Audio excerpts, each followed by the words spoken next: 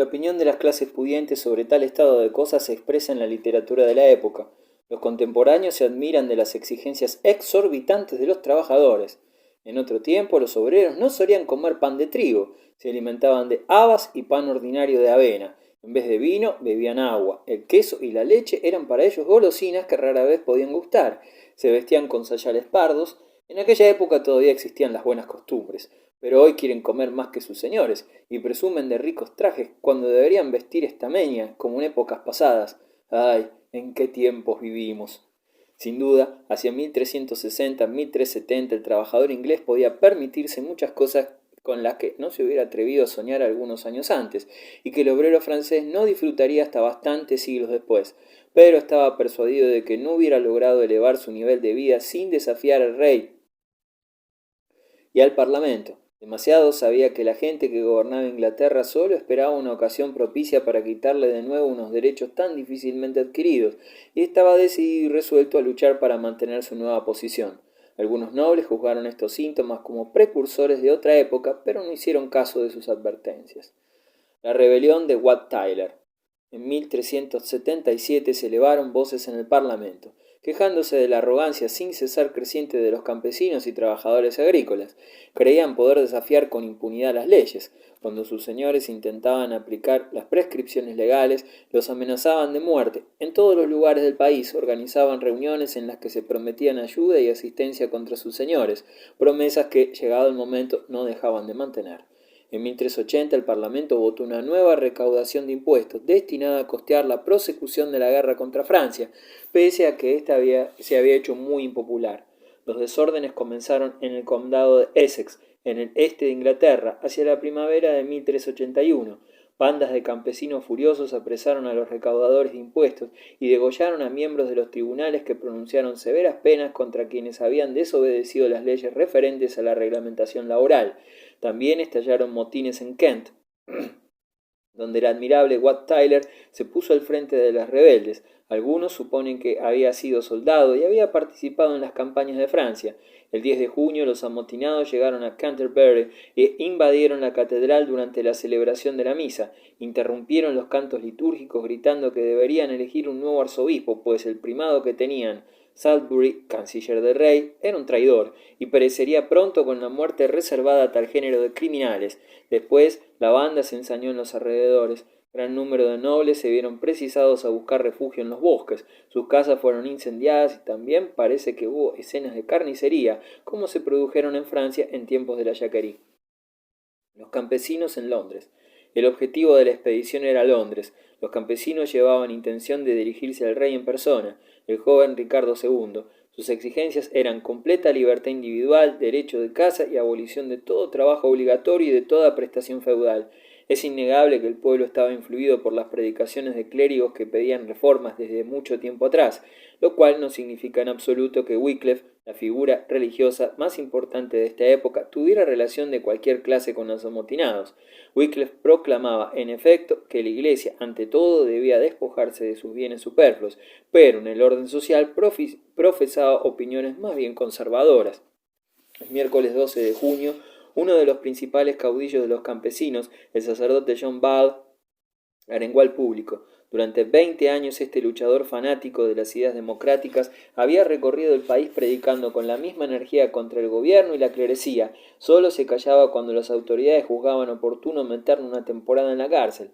Esta vez adoptó como tema en su sermón la vida de nuestros primeros padres, Adán y Eva, en la época en que no existían aún nobles ni campesinos. Según él, todos los hombres habían sido creados iguales. La servidumbre y la esclavitud fueron inventadas por la maldad de la gente indigna del nombre de cristianos y debían, por consiguiente, ser abolidas. Excitada por las palabras de su jefe, la turba de campesinos esperaban impacientes el momento de ser admitidas dentro de los muros de Londres. Hubo negociaciones con los magistrados de la ciudad que juzgaron al fin más razonable atender a aquella petición que les hacían. Se bajó el puente levadizo y los amotinados penetraron en la ciudad en desordenado tropel. Se dirigieron sin titubear al Palacio Savoy, residencia de Juan de Gante, detestado por campesinos y obreros. Allí destruyeron todo cuanto cayó en sus manos y al fin prendieron fuego a la casa, pero ninguno de ellos se apropió de la menor cosa, pues se preciaban de no ser ladrones. Se trataba simplemente de una revolución social. el rey y los rebeldes. En la Torre de Londres la corte esperaba con ansiedad el desenlace de los acontecimientos, agrupados en torno al joven rey y a su madre. Algunos de los principales consejeros, como el arzobispo de Salisbury y el conde de Salisbury, político lleno de experiencia, se encontraban allí también. Ricardo, que vio desde lo alto de la torre elevarse el humo de los incendios, convocó a sus hombres para pedirles consejo. Algunos opinaban que era preciso reducir a los amotinados por la fuerza, había que matarlos como a moscas, pero el viejo Salisbury, que estuvo en Poitiers y había dictado las condiciones de las preliminares de Bretigny, preconizaba métodos más pacíficos y logró hacerse oír. En la mañana del 14 de junio, el rey, al frente de sus hombres, se presentó a caballo ante los amotinados para negociar con ellos. El lugar del encuentro fue Mill's End, al nordeste de Londres. Iniciada la audiencia, los campesinos presentaron sus reivindicaciones: libertad individual completa y, en cuanto a la presentación debida al señor, precios moderados de arriendo. Ricardo asintió. 30 escribanos redactaron y transcribieron nuevas cartas de franquicia. Una vez otorgadas, comenzó la retirada ante el entusiasmo general. Mientras tanto, se desarrollaba una terrible tragedia en la Torre de Londres. Parte de los campesinos había penetrado en el castillo, buscando a los hombres contra quienes estallara la rebelión, y allí asesinaron a los que, según ellos, estaban complicados de cerca o de lejos con la política gubernamental hostil al pueblo. Estos asesinatos se extendieron luego a toda la ciudad y al resto del país. Los amotinados abrieron las prisiones y su tropa pronto se adulteró con los elementos más abyectos del populacho. Una serie de crímenes bestiales fueron la consecuencia. Un minuto histórico. Ricardo II, pese a su juventud, comprendió en el acto que era preciso actuar sin demora. A petición de los amotinados, mantuvo con ellos un segundo coloquio. La entrevista tendría lugar esta vez en Smithfield, al norte de la capital. Ricardo fue antes a la abadía de Westminster, donde se confesó en compañía de sus consejeros. En Smithfield, los campesinos, al mando de Wat Tyler, fueron a su encuentro. Instantes después, el jefe de los rebeldes caía apuñalado por el Lord Alcalde de Londres, presente en el séquito del soberano. De súbito, millares de arqueros apuntaron sus flechas hacia el rey y los suyos. El joven monarca, a la sazón apenas de 14 años, dio pruebas admirables de sangre fría y presencia de ánimo. Completamente solo, dirigió su montura al encuentro de los rebeldes. A los gritos elevados en torno suyo respondió: «Soy vuestro rey, seré también vuestro jefe». Estas palabras causaron un efecto mágico en la multitud, cuya cólera se apaciguó y no se disparó una sola flecha. Los rebeldes depositaron su causa en manos del rey. Siempre solo, Ricardo se puso a la cabeza del cortejo y lo condujo fuera de la ciudad en dirección a la campiña. La crisis había sido vencida. Más tarde, los principales señores del país volvieron a empuñar las riendas del poder. Exigieron que aquel espíritu rebelde de campesinos y obreros fuera definitivamente extirpado. De bueno o mal grado, el rey hubo de acceder a ello.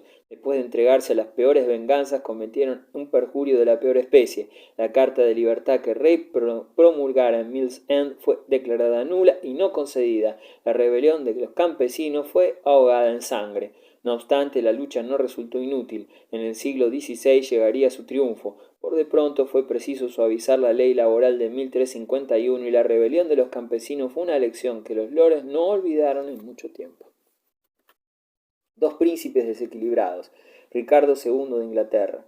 Existe en la abadía de Westminster un cuadro, el más antiguo retrato de un rey de Inglaterra, que representa a Ricardo II, hijo del príncipe negro. Corresponde perfectamente a la imagen que los historiadores nos han dejado de él: un joven imberbe con bucles de un rubio dorado y una expresión tierna, aunque demostrando energía. Esta pintura fue sin duda ejecutada entre los 15 y 20 años del rey. Su magistral intervención en la rebelión de 1381 fue espectacular y heroica. Su final no resultó menos dramático. Destronado en 1399, abandonado de casi todo el pueblo, murió poco después en prisión, probablemente asesinado. Entre el primero y el último acto de este drama se acumularon violentos conflictos que agitaron al reino. Ricardo II quiso ante todo reducir el poder de los nobles. Con esta idea intentó reinar con ayuda de una corte cuyos miembros, la mayoría de origen humilde, le fueron adictos por entero. Los adversarios del monarca en el seno de la alta aristocracia anularon esta política de gobierno personal, capturando, ejecutando, desterrando a los consejeros del rey entre 1386 y 1388 y apoderándose al fin del gobierno. El soberano hubo de escuchar amargas verdades en el Parlamento. Le recordaron en especial que existía una antigua ley recién aplicada, según la cual podía el rey ser destronado y sustituido por un miembro de su familia si no respetaba los estatutos del reino. Ricardo pareció someterse al principio, impresionado por aquella alusión a su predecesor, Eduardo II, pero acabó sobreponiéndose al temor. En 1389 resolvió dar un golpe de estado, convocó una asamblea de nobles y les preguntó si sabían su edad. Le respondieron que en aquel momento tenía 23 años. En tal caso, replicó el rey, tengo ya bastantes para dirigir el reino por mí mismo, y despidió a todos sus ministros. Con general sorpresa, la oposición quedó reprimida después de este gesto de energía. 8 años tardaría en volver a levantar cabeza. La altiva serenidad demostrada por Ricardo al principio de su reinado forma un extraño contraste con el desequilibrio mental del último periodo de su vida. Se dejaba arrastrar a veces por las más terribles cóleras y se entregaba entonces a las más viles acciones. Pasaba del humor festivo al sombrío pesimismo. Para disipar su tristeza por la muerte de su primera esposa, Ana de Bohemia, 1394, se entregó a los más desenfrenados excesos y malgastó sumas que sobrepasaron incluso las de su abuelo, Eduardo III. Cuando el Parlamento no pudo adelantarle fondos suficientes, formó listas de burgueses ricos y de corporaciones a las que forzó a otorgarle cartas de pago en blanco. Nadie volvió a ver su dinero. El héroe de Mills End llegó a ser objeto de odio y desprecio. Ricardo estaba plenamente consciente de ello. Por temor a un atentado, no se atrevía a quedarse solo. Se rodeaba día y noche de una escolta de arqueros. En todo caso, ello no sirvió para mantenerlo en el poder y protegerlo contra un golpe de estado. El jefe de los amotinados fue el hijo de su medio tío, Juan de Gante, su primo Enrique de Lancaster, que, destronando Ricardo por el Parlamento en el propio Palacio de Westminster, por él construido, iba a ocupar el trono de Inglaterra con el nombre de Enrique IV. De una a otra generación, Eduardo III había sido un rey soldado. El hijo del príncipe negro detestaba todo cuanto se relacionaba con las armas. Ricardo no tenía sentimientos imperialistas. La guerra contra Francia lo dejaba por completo indiferente y no intentó conquista alguna en el continente. Le interesaba más reforzar su posición en su propio reino. Para ello gozó de una clarividencia política que superaba con mucho a su época y que, en consecuencia, no fue comprendida. Ya en 1386 Ricardo chocó violentamente con el Parlamento al declarar que haría la paz con Francia si los nobles rehusaban someterse a su voluntad. El Parlamento le recordó que Carlos VI era el enemigo más peligroso del rey y del reino.